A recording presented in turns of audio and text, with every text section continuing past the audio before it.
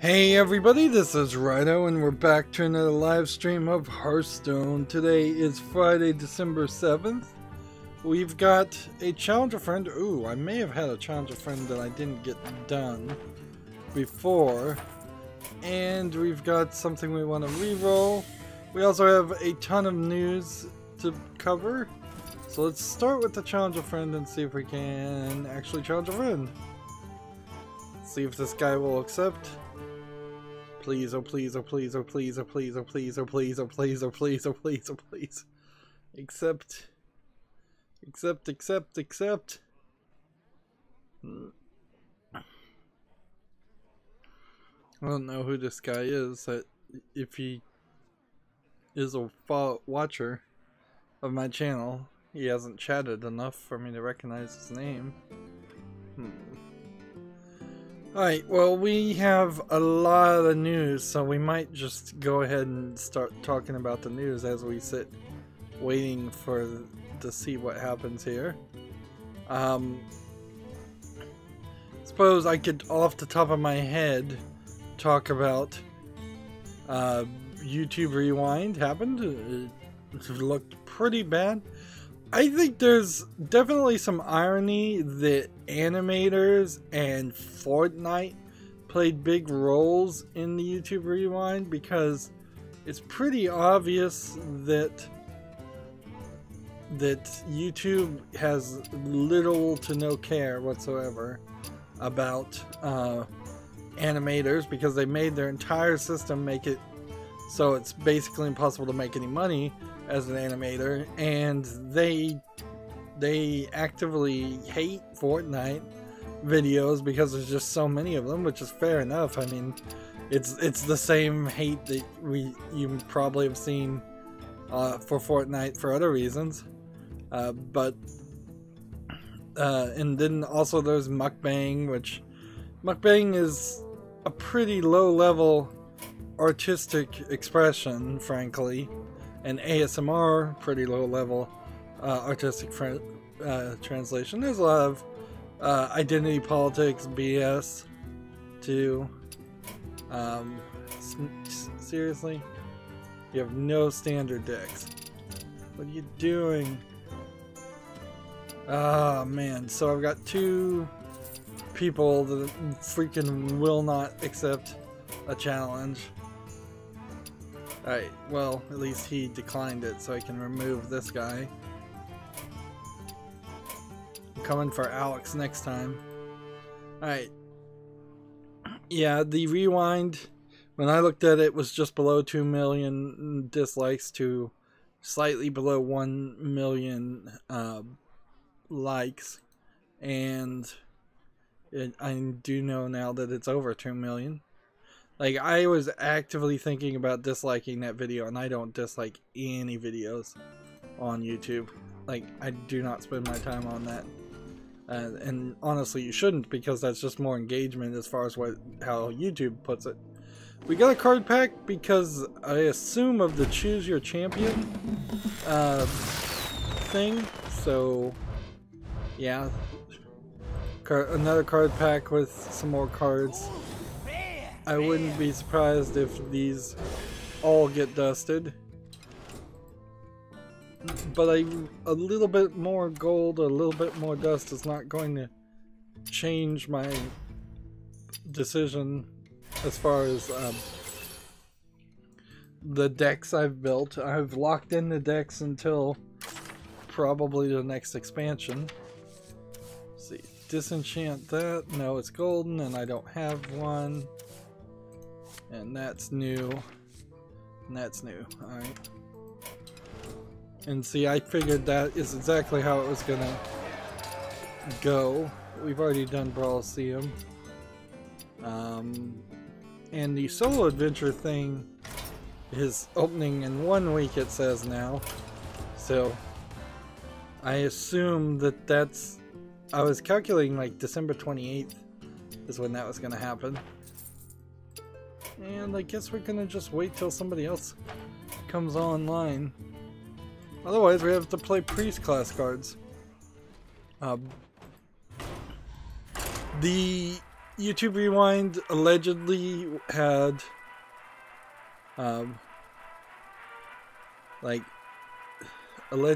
the streamers that they invited decide what was going to be on the video,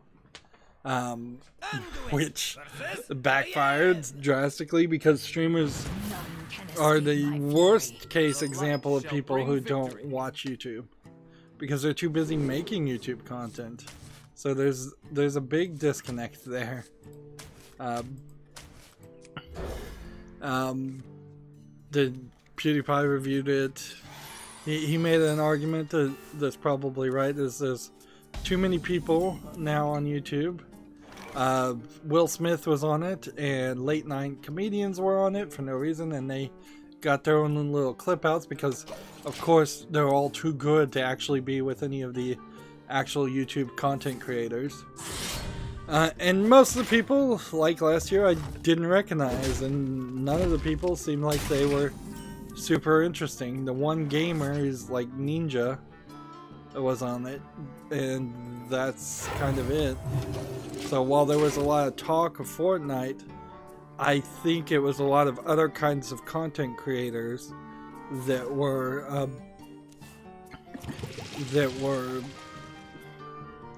just doing Fortnite dances or skits around Fortnite.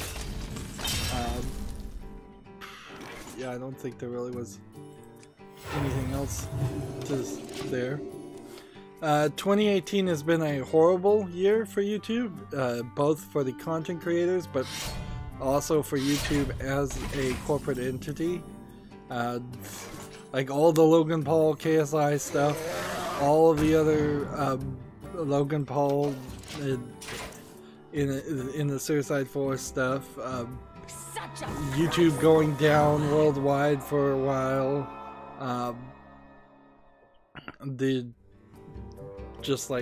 there's a whole list. Kicking out the small-time content creators, that's a big one that still hits home for me, out of the ability to make money. Oddly, the statistics I saw basically directly showed that for the years, like the 4 years I've been running my channel, YouTube Rewind has been going down in its like to dislike ratio, and YouTube in general has probably been going, so I really came in at just the worst time, probably.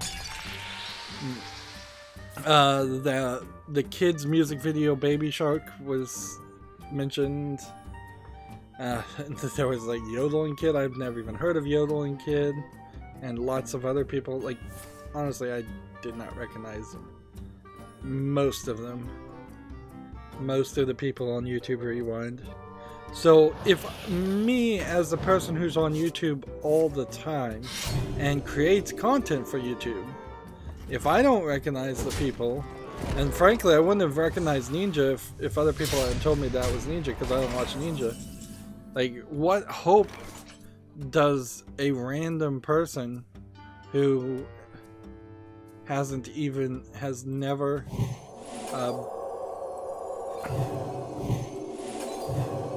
let's see. Let's go ahead and play this,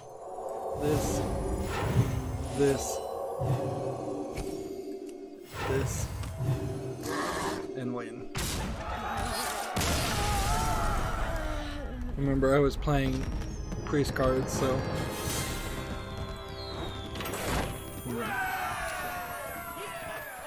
yeah. I think probably you shouldn't do any YouTube Rewind. Like, that is a waste of money, it's a waste of time, and it's still just playing favorites. Like, I still very much would like to see YouTube just be a dumb pipe that offers to people the videos that they are most likely to want to see, instead of offering to people the videos that YouTube wants you to see, which is really where it is right now.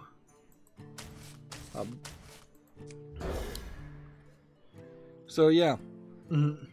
Inherently, I think a lot of people, including myself's disappointment when YouTube colored any chance and removed any chance of YouTube rewinds, the YouTube rewind video being well received.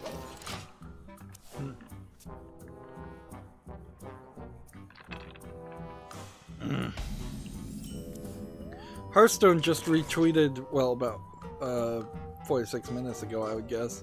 They retweeted Disguised Toast saying, "Going to be doing more educational Hearthstone streams since there's now a significant portion of my audience who have never tried Hearthstone before. Might do some budget digs. Stream up," and then he links to his twitch.tv video.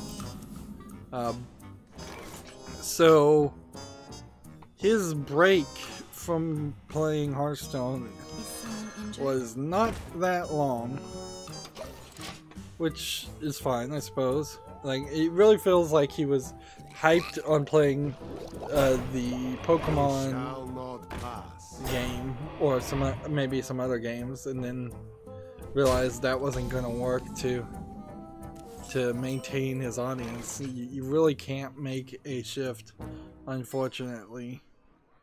You can never do what you want to do on YouTube. You have to do what the audience wants to do. Oops. Why did that do 3 damage? Oh, well, because it does 3 damage. Oops. Alright.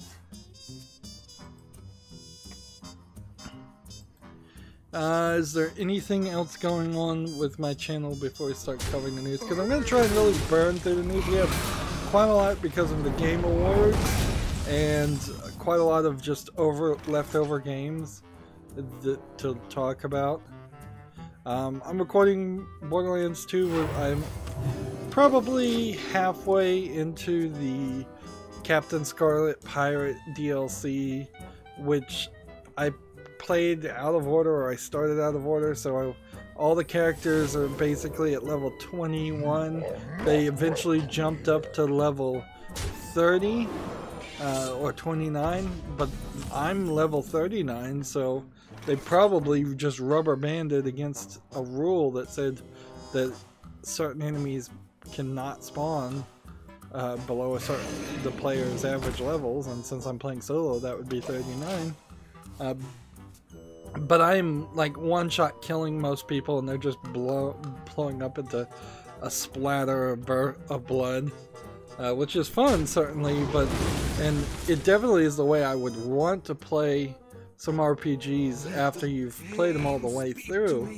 But it also kind of sucks because you're not getting any experience. You're getting like 1 XP for every kill, and it's super easy, and it's super just highlights how dull and repetitive and grindy parts of Borderlands 2 can be, and the fact that there's way too much content.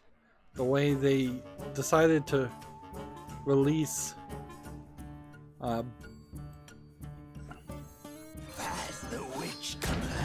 like the way they decided to release Borderlands 2 with all its DLC being relatively close to the release of the main story really backfires when Borderlands 3 is just not out. Like, and even though they kind of relatively quickly released Borderlands 3 sequel, that wasn't very well received either. So we're hoping for some new changes, big changes. There's rumors from the know on Borderlands 3 that one of the character classes is going to be a Beastmaster class, that you have like a pick of 3 creatures that you can have at the beginning of the game, which I guess is the equivalent of like a Pokemon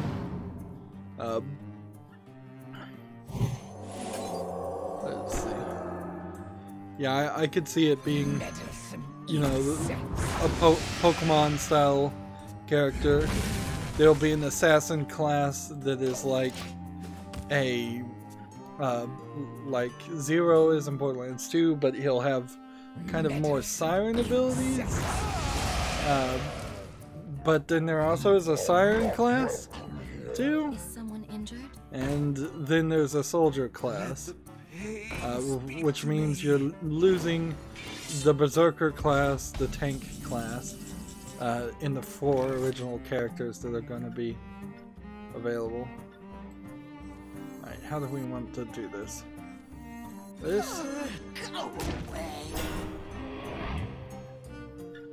And this.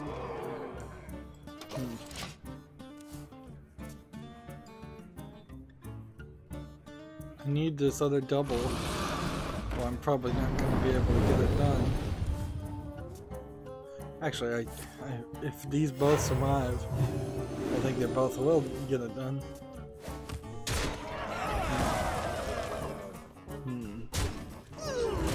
Nope.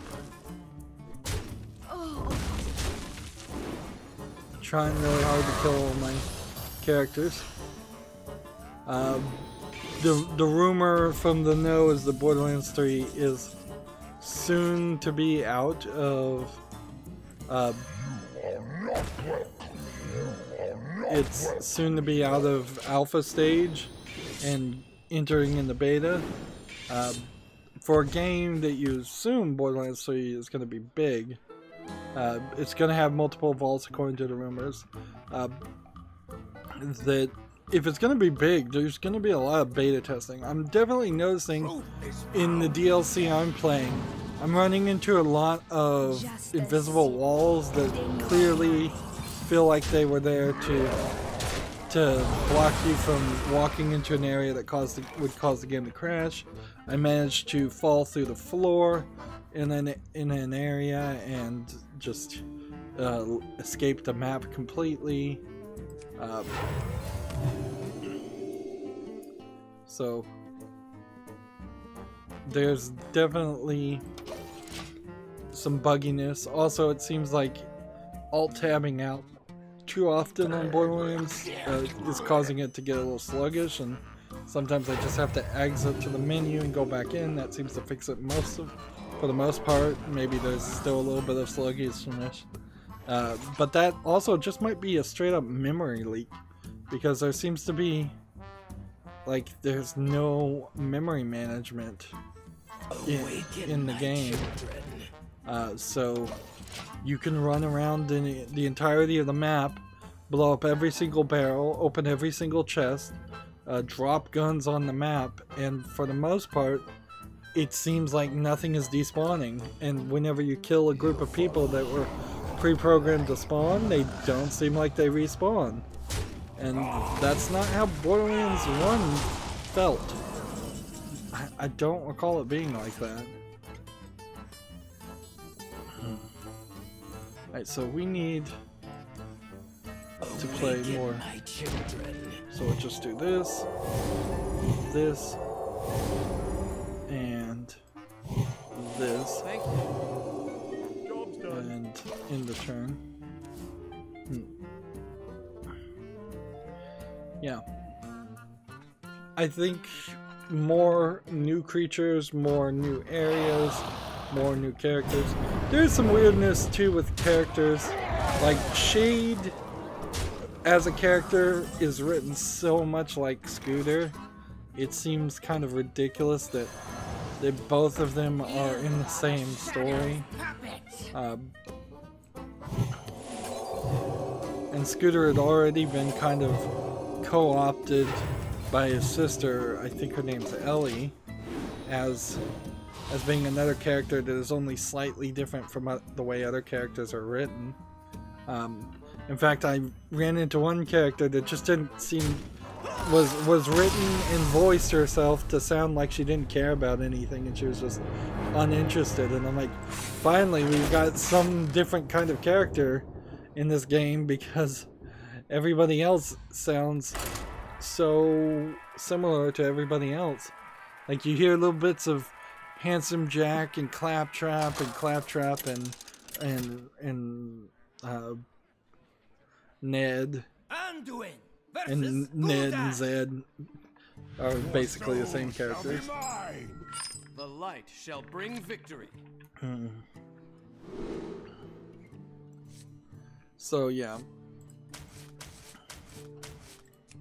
I'll probably have a little bit more to say about Borderlands 2 as I continue to wrap up it and finish the game, but honestly when I'm playing it I have very little to say.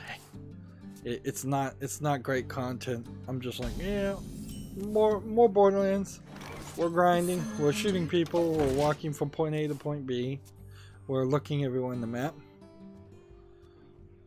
Let's start covering the news though. Gamatsu has an article, Shadow of the Tomb Raider free trial is now available. You can start for free and pick up where you leave off in the full game. So, let's see, is it a time travel trial? There's a play free video here. You are the Shadow's puppet. Right away. So, the idea of games launching without demos has been generally accepted business practices in video games for many years now, unfortunately, particularly on PC. The fact that Square Enix is now coming back and making a demo really is just an indicator that Square Enix is very unhappy with the sales of the Tomb Raider series. And I imagine they will eventually just close down Crystal Dynamics or Eidos Montreal and whoever made Shadow of the Tomb Raider. Like, that feels like the direction that this is going to end up going. And it's very possible that there's really nothing wrong with Tomb Raider. It's just was probably not given enough time to get enough polish, and it probably wasn't given enough resources, and it probably was released at the wrong time. But Square Enix is super unhappy with it. Square Enix is in a weird position, certainly. It could be just collapsing internally, so I would also not be really surprised if Square Enix just decided to go complete bankrupt. Alright. What can we do here? We can do this. And then we can do that. And we can heal that to draw more cards. I guess that's what we're trying to do, is draw more cards.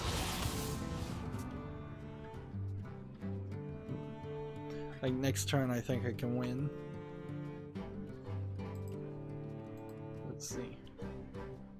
GameIndustry.biz has an article. The former Steam spy promises Epic Games Store will share, quote, as much information as legally possible. Epic's Sergey Galyonkin, Galyonkin, interesting name, says the new marketplace will, quote, eventually give developers way more information than Steam Spy ever could.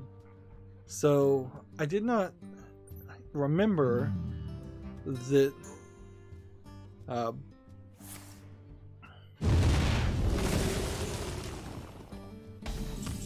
so apparently Sergey Galyonkin, who is the Fortnite firm's director of publishing, or director of publishers, it's written here, had operated Steam Spy as a hobby for years, sharing sales and data on how titles were performing through the Valve's marketplace. That was until Valve cut off the primary stream of data and forced him to close the site. But Steam Spy seems to still have a lot of information, so, and I thought it had been kind of fixed, or at least partially fixed. Let's see.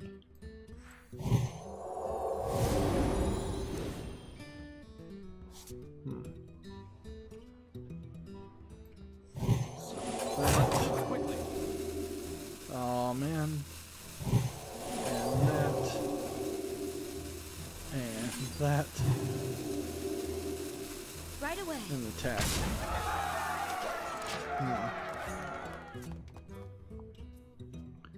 Yeah, I played that really badly.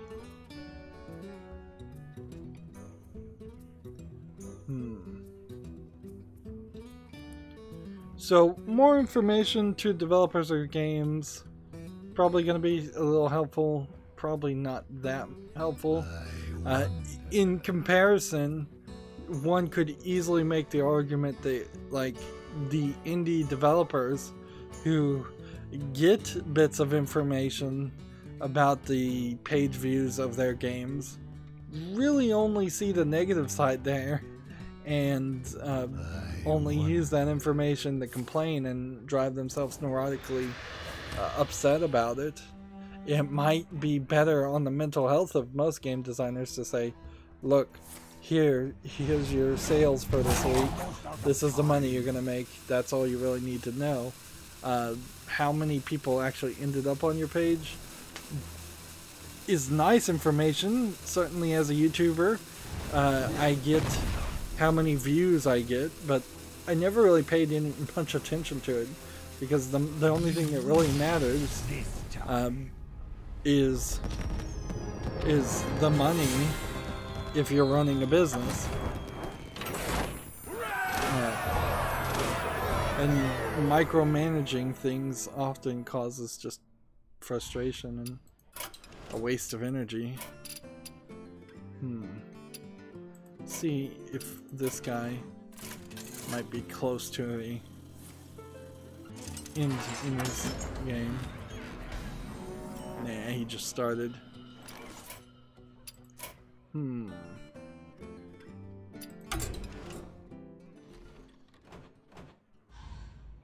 But I suppose you could also run the idea that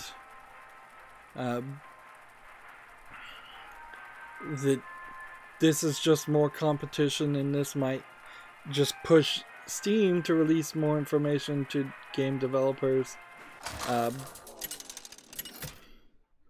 But honestly, it all kind of boils down to, in my mind, the main flaw here is that indie developers in particular feel like Steam and the Epic Games Store can and should be a free advertising firm for their game.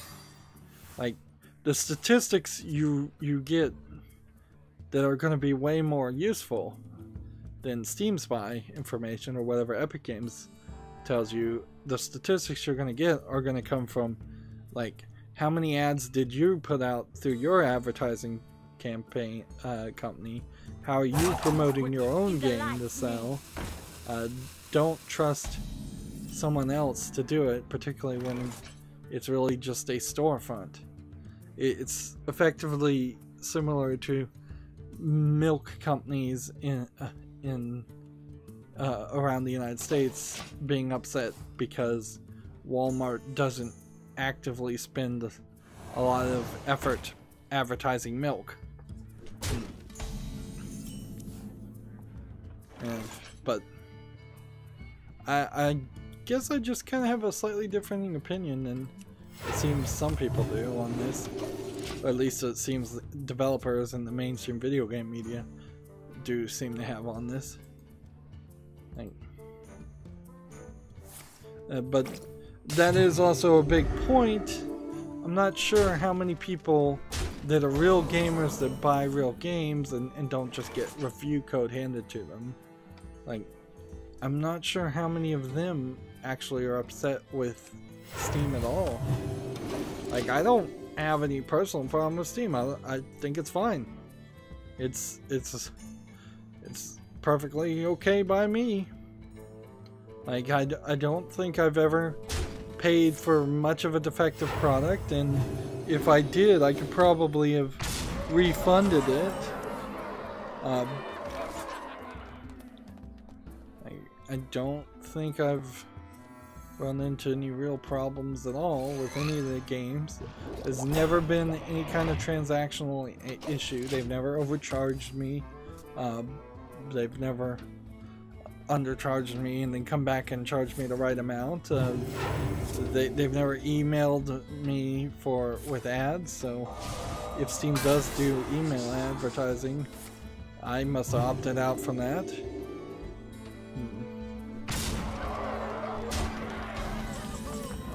This guy sucks. Alright.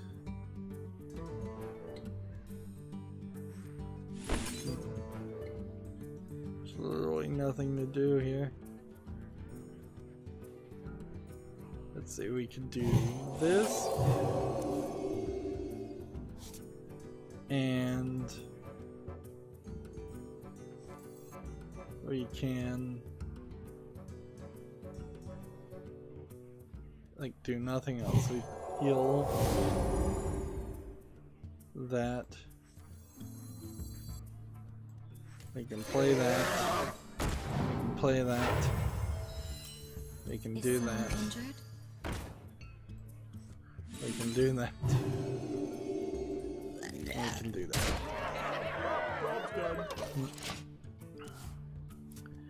I guess theoretically I should jump over to the European account, but I'm gonna give this like 10 or 20 minutes to see if maybe somebody else will hop on, if we can get a challenge a friend. Meanwhile, I'm gonna lose here, so we have this game on Steam called Strategic Command World War II World at War. I'm not a big fan of war games. Hex grid based real-time strategy game is, I imagine what it is. It doesn't look very visually appealing, or like it has really much of anything other than some basic tiles. So yeah, that's not gonna make it to the far list. I'm not 100% sure I put any of the links I talked about Wednesday on the fall list either. I'm just gonna keep on playing the priest deck to get some games. Gamatsu has an article, new Conan game announcement set for Kind of Funny Game Showcase. So the Kind of Funny Game Showcase would have happened, well, I guess tomorrow at 10 a.m. Funcom will announce a new game in the Conan series during the Kind of Funny Game Showcase. I don't think, like, here's the problem with any kind of Conan game. The Conan game that came out most recently really only sold itself on like nudity and being this and nothing else. It was a very pathetic clone of Rust, and some people tried to play it and get into it, but it never really got any polish, never really got any finish to it. Didn't really have any story to it, really, and it is just not kind of the game I would want to play when I'm thinking Conan game. Like Conan the Barbarian game. The game before the last Conan game was more of a story-based RPG type game that I probably could have gotten into, but it was incredibly buggy. So, yeah, left to those two options, I don't know why, like, 2 points makes a line. I think a new Conan game will probably be buggy, or it will probably be some kind of Rust clone that has no story, or in some other way they're going to fail to make what could be a great game.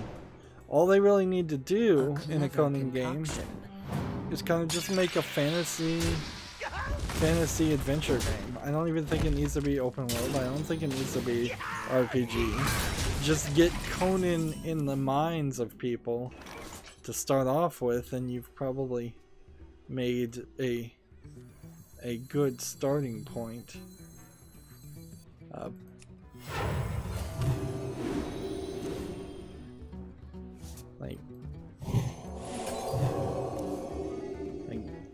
honestly, I would Right be away. struggling just to see Conan as a potential sellable intellectual property to get it back into comic books. I imagine there is a Conan comic book out there, but I've never heard of it. I'd try to get it back into movies. Like, you could get The Rock to do a Conan series pretty easily, I think. So yeah, it's basically impossible to get hyped for a new Conan game. And if people see the trailer tomorrow and they do get hyped, I think you're suckering yourself.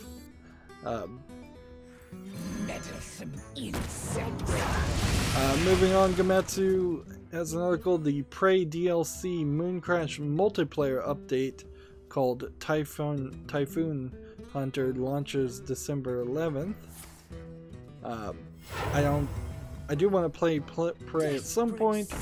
I don't really want to play multiplayer on Prey. It feels a lot like Bioshock 2's multiplayer. Although I did like Bioshock 2's multiplayer, so maybe I could be encouraged to learn to love Prey's multiplayer if I was to play it. But I imagine by the time I get around to playing Prey, the game will be so old it will have no online community.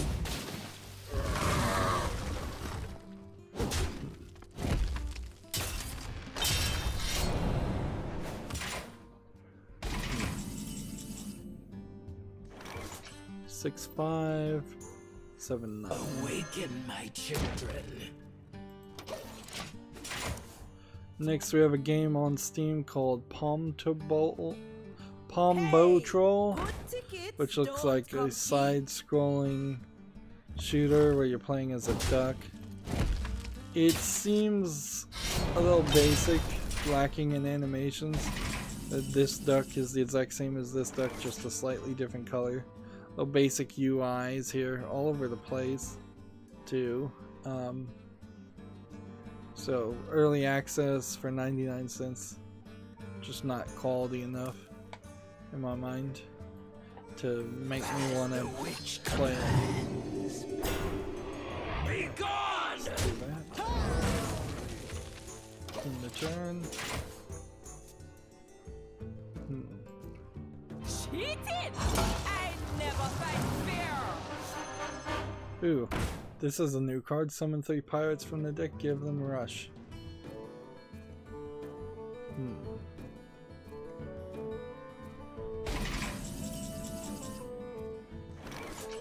3, 3, 3, 3, 3. Everything else dies. Oh, I could have played this first, by the way. Could have done that. And I could have done that.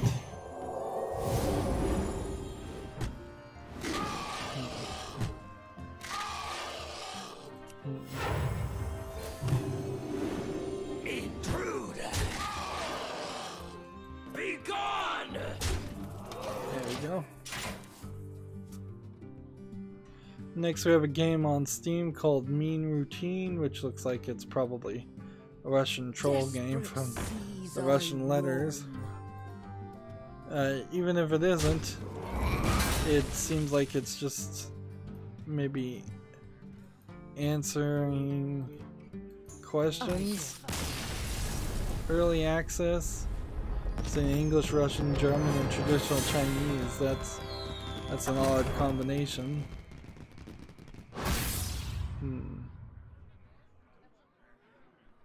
Yep. Well, whatever this is, it seems like it's a basic pick a answer game. Something that's not interesting enough. But I do think it's probably a troll game. See, this guy's not gonna play me, so keep on playing. We're gonna go. I'm gonna just go an hour, I guess, on this account, and then go an hour on the next account, and then go an hour on the next account. Versus even though I really don't have anything that I can do. The forest fights back. the light shall bring victory.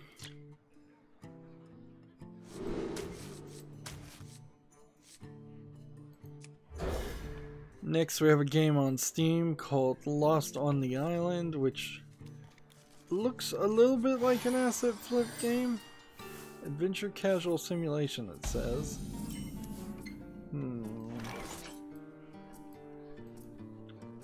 The fact that you're not like seeing any UI or anything, and it's just showing you an environment, even if it is a pretty environment, seems to indicate that you're not gonna really do anything, or this game is not finished. It's a VR game for $24.99 also, so yeah. Let's come back over here and see if we want to actually play anything. Nope.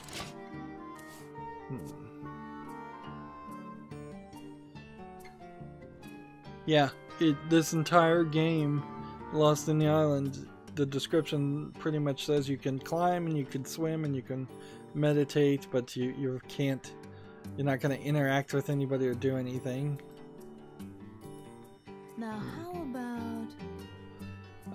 Next we have Pixel Ship Shooter on Steam, which is a bright neon top-down twin-stick shooter. Nothing more really needs to be said. $8.49. Yeah, right.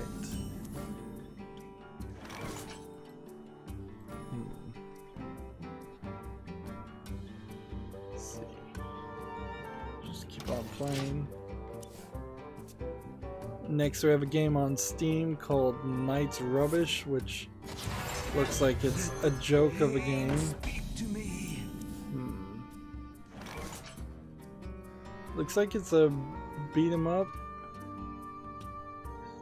No, it just frankly looks a little too rough. A little too rough.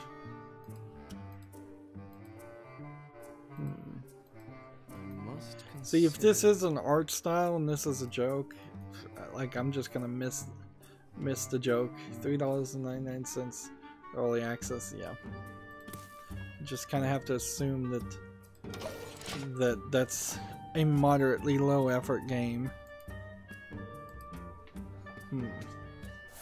So the Endemic Creations, the creator of Plague Inc., have come out with a new game called Rebel Inc., which, let's see what this is about. Rebel Inc. is a unique and deeply engaging political military simulation from the creator of Plague Inc. Let's look at some of these screenshots. So it's, if I was to guess, a guerrilla warfare, like rebelling against your some government style of game. Let's see, we can show it off, I guess. So we have a screenshot over here. There's a stability percentage, like there would have been an infected percentage. It doesn't seem like you're at as far of a zoom out as Plague Inc., because in Plague Inc. you're trying to infect the entire world. Seems like there's a little bit more focus on placing troops and dragging troops, so you would definitely worry about Plague Inc.'s developer just coming out with something that played exactly like Plague Inc. and just had a skin on top of it. This feels like there's slightly more to it than that, but I bet it's not too much more than that. It really is. This is extremely familiar from Plague Inc.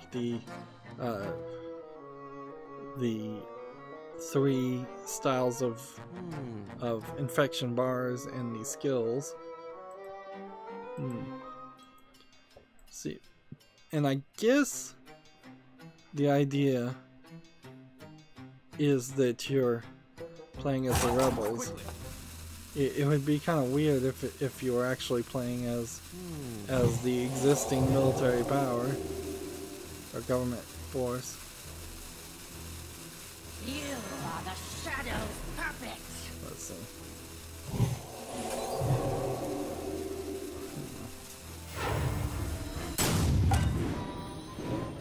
Oops.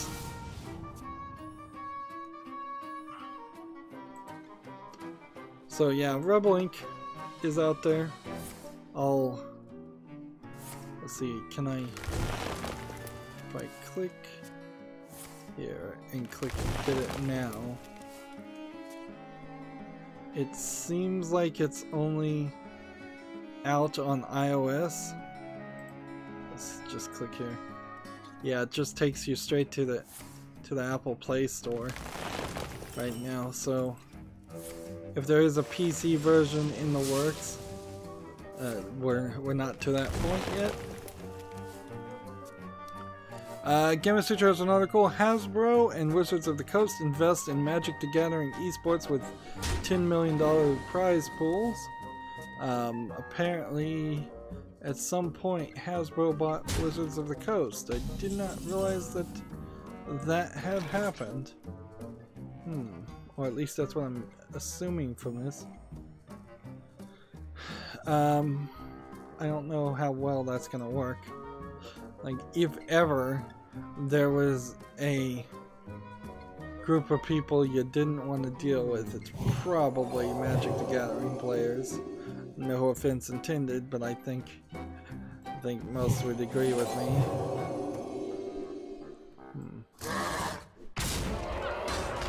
Let's see.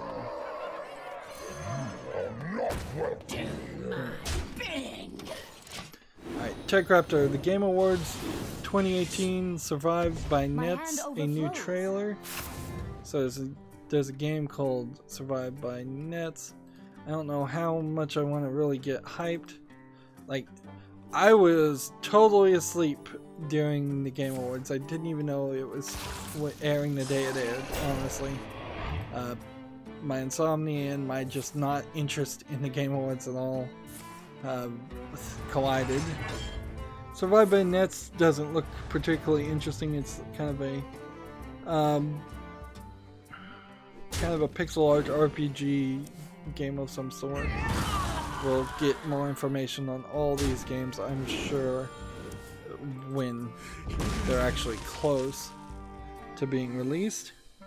Tech Raptor has another Game Awards. Persona 5's Joker is coming to Smash Bros. Ultimate. Quote, updated. So Joker is a character from the Persona 5 JRPG. That's a pretty big embrace of Japanese RPGs in general. Because like Persona 5 is really not a kids game per se. In fact, there was a whole slight controversy about one of the female characters trying to basically manipulate and get information on a character at the request of the rest of the group by pretending to be a prostitute or a nude model or something like that. And I think she was underage, at least in the United States, maybe at the right age of consent, over the age of consent in Japan, where the characters would have been. It was one of those scenes designed to be socially awkward, but SJWs would immediately call it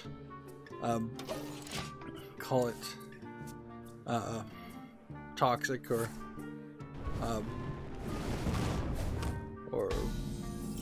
politically incorrect or something like that, or just complain about it in general. So yeah, I guess that means something. I guess that Persona 5 being out of the Smash Bros. The Ultimate.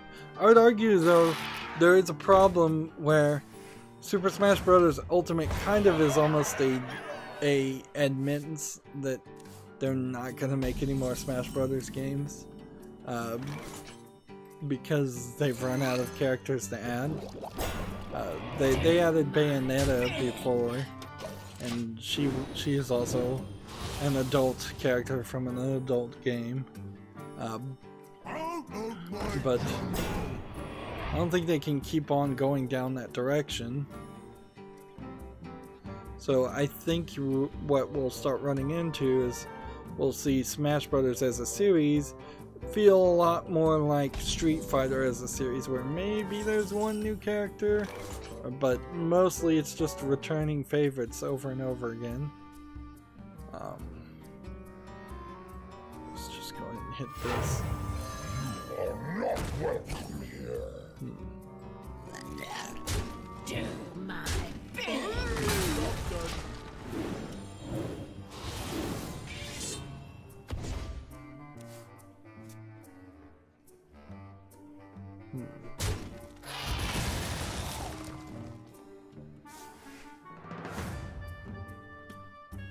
The Piranha Plant is also being added to Smash Brothers Ultimate. From what I think I hear, people love Smash Brothers Ultimate, so it's not a disappointment. Which I guess good for it. I'm gonna try and burn through all of this. Tech Raptor has the Game Awards. Rage 2 is still angry and fantastic and has a release date. So the real news here would be the actual release date. Can I scroll down? It's coming out May 14th, January, February, March, April, June, July, May. Well, it's coming out May 14th, 2019 for PS4, Xbox One, and PC. So that puts me in a position where I still, if I am gonna either play Mad Max or play Rage 1, I've got a timer on that now where I'd actually have to get around to doing that. I'm not sure how much of that I'm really gonna do. Moving on, Tech Raptor has an article, the Game Awards, Psychonauts 2 first official trailer release. So I want to watch this trailer in its entirety. It's 2 minutes long. There's questions. Starbreeze Studios, first of all, was publishing and working with Psychonauts 2, and wasn't Starbreeze Studio the company that just got raided and an employee got fired? I mean, not fired, he got arrested.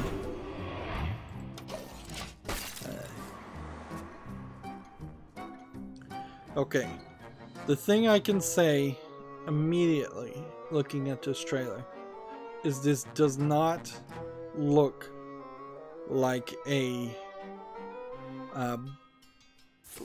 point and click adventure like Broken Age or really anything that Double Fine has done before. It's going for a kind of CG 3D. The closest I could equivocate it to would be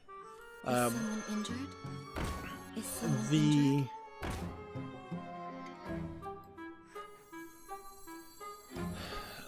let's see, Grim Fandango. Yeah, Grim Fandango, if Grim Fandango was made today, had way more budget and way more quality and polish to it. Let's see.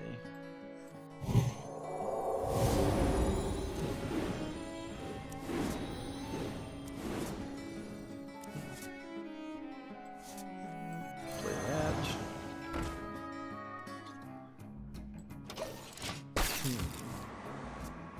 Yeah, and I saw a little bit of platforming happening in the game, and most of the trailer is just people talking, and it seems like Psychonauts 2 takes place after the events of Psychonauts 1, but I've never played Psychonauts 1, so I'm not really a great person to ask there. As the witch commands.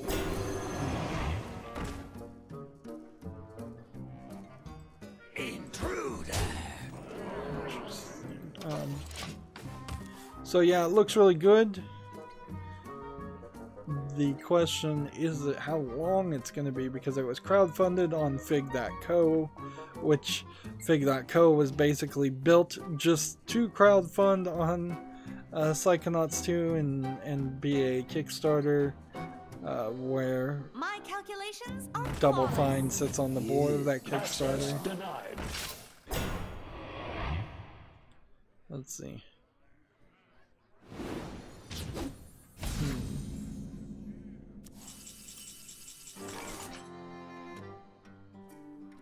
Let's see. Yeah, it doesn't look like there's any kind of announcement as far as dates or anything, so that trailer slightly hyped me, I'll admit, for Psychonauts 2. Let's see. Go ahead and hit this. Play this. Insects. You This. are the Shadow's puppet. And Intrude. that.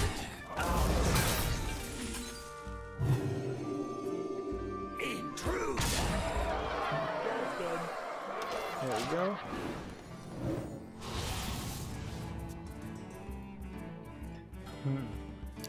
Let's see. Gematsu has an article. Mortal Kombat 11 has been announced for the PS4, Xbox One, Switch, and PC. The global launch will be April 23rd, 2019. I guess that means I really don't have a reason to play Mortal Kombat 10 at this point. What to do? The question will be, I suppose, will Mortal Kombat 11 be better programmed and less full of microtransactions, or is it still going to be totally greedy? And I would guess it's probably going to be totally greedy, because in this announcement, the standard edition can be pre-ordered for $59.99, but the premium edition can be pre-ordered for $99.99, which includes the base game and the combat pack. All pre-orders will receive in-game playable character Shao Kahn. Those are pre-order on PlayStation 4 and Xbox One. At select retailers will also receive access to the beta, which is available in March for those platformers. Giving access to a beta of a fighting game is really inexcusable, particularly if you're trying to make an esports game out of your experience. Right, so heal, double. Where did my card go? I swear I had a card. Medicine insects.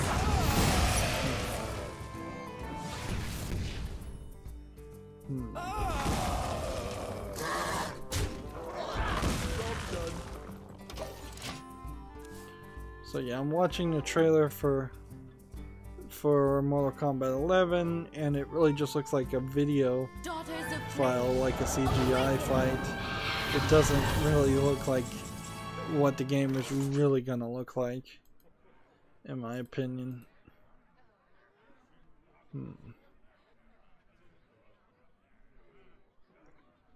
So yeah, I'm not particularly hyped on the idea of Mortal Kombat 11. Must consider. Pot takes 2 turns and you take 2 turns. Awaken, my children.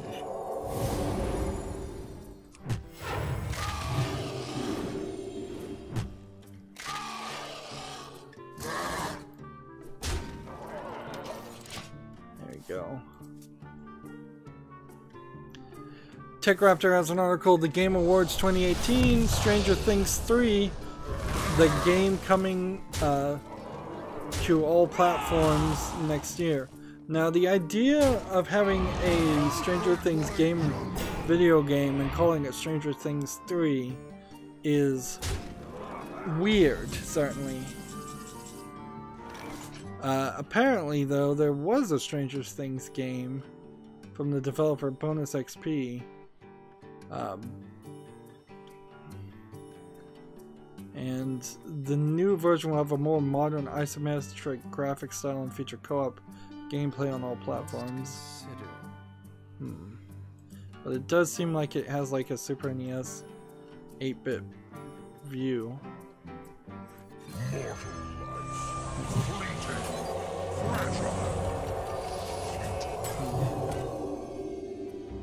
Let's see. I can't even get this video to play. Reality woven.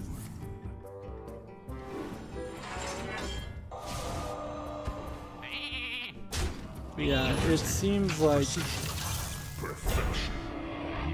it is just kind of a 16-bit isometric sort of point-and-click adventure type game. I don't know if I would call it a twin-stick shooter. I bet it's going to be a pretty simple thing. Actually, it feels kind of like a beat-em-up now that I see the actual fighting mechanic.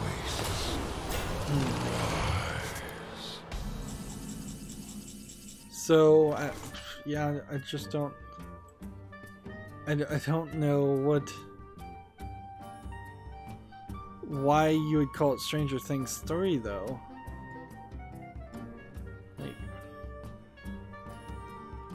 it's probably to just directly connect to Season 3 of Stranger Things. I watched recently the Season 2 of Stranger Things, and it was alright. I don't know where you really go from it. Like,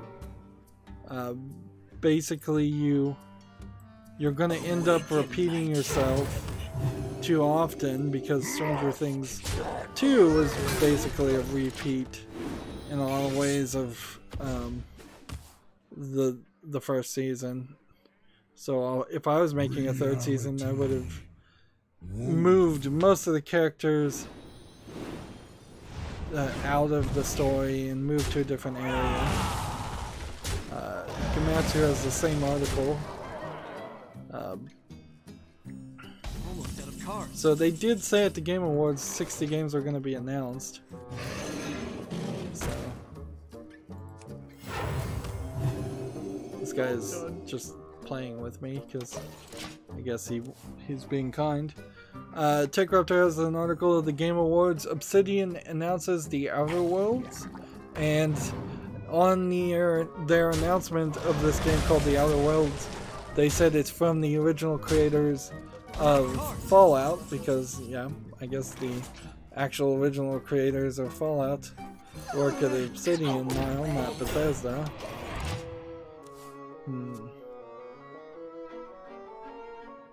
See, let's watch the trailer on this and see what this looks like. See, Fallout 1 though was a top-down isometric, like old school RPG. That's not what this looks like it's gonna be, and that certainly wouldn't sell. I'm seeing a hyper-realistic humanoid person in 3D talking to somebody in a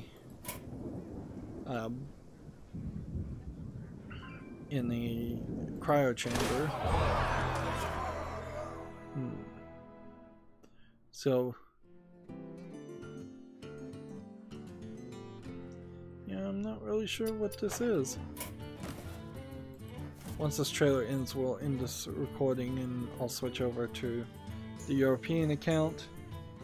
There's probably a lot more from the Game Awards to talk about. They're gonna dominate.